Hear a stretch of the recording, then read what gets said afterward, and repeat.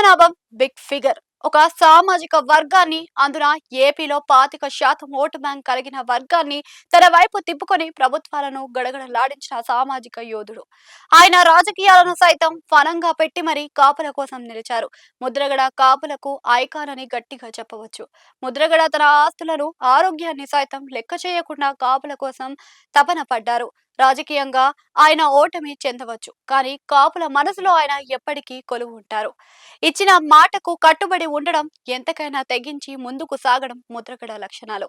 ఆయన నిజాయితీ, రాజీ లేని ధోరణి కాపులకే కాదు అన్ని వర్గాలను విశేషంగా ఆకట్టుకుంది అనడంలో సందేహం కూడా లేదు. ముద్రగడ పార్టీలకు అతీతంగా రాజకీయాలు చేశారు.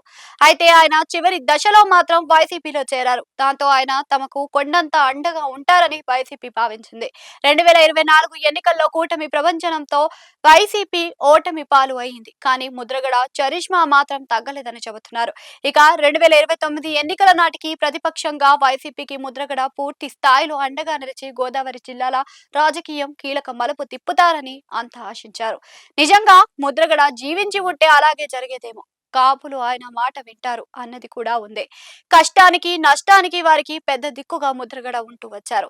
అయితే అలాంటి నాయకుడు ఈ రోజు దూరం కావడంతో ముద్రగడ లేని లోటు ఏమిటో గోదావరి జిల్లాలు చూస్తున్నాయి. వైసీపీ విషయం చూస్తే రాజకీయంగా భారీ నష్టం ఆ పార్టీకి అని విశ్లేషిస్తున్నారు. వైసీపీలో ముద్రగడ సరిసాటి నేత మరొకరు ఆ సామాజిక వర్గంలో లేరు అని అంటున్నారు.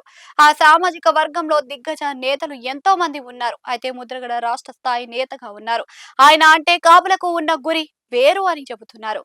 మిగిలిన నాయకులు తమ జిల్లాల వరకే అని పరిమితంగా అని ఉంటారు. అందుకే వైసీపీ ముద్రగడను కోల్పోవడం భారీ లోటుగా భావిస్తుంది. జగన్ సైతం తనకు తీవ్రంగా ముద్రగడ మరణం కలిచివేసింది అని చెప్పారు.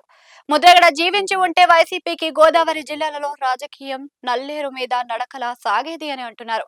కానీ దురదృష్టవశాత్తు ఆయన ఈ లోకం వీడిపోయారు. అదే ఇప్పుడు తాన్ పార్టీ నేతలకు అంతర్మదానంలో నెడుతుంది. వైసీపీ ఇప్పుడిప్పుడే రీఛార్జ్ అయ్యి జనంలోకి వస్తుంది. మరో 3 ఏళ్లలో ఎన్నికలు ఉన్నాయి. 2 ఏళ్లలో వైసీపీ నెమ్మదిగా కోలుకుంది. ఇప్పుడిప్పుడే జనంలో మార్పు వస్తుంది. గేర్ మార్చాలని చూస్తుంది. దాంతో ఏపీలో సామాజిక సమీకరణలు ప్రతి ఎన్నికల్లో కీలక పాత్ర పోషిస్తాయి. ముఖ్యంగా గోదావరి జిల్లా రాజకీయమే ఏపీలో అధికార మార్పిడిగా కారణమవుతుంది. దాంతో ఈ జిల్లాలలో వైసీపీ పూర్వ వైభవం సాధించాలని చూస్తుంది.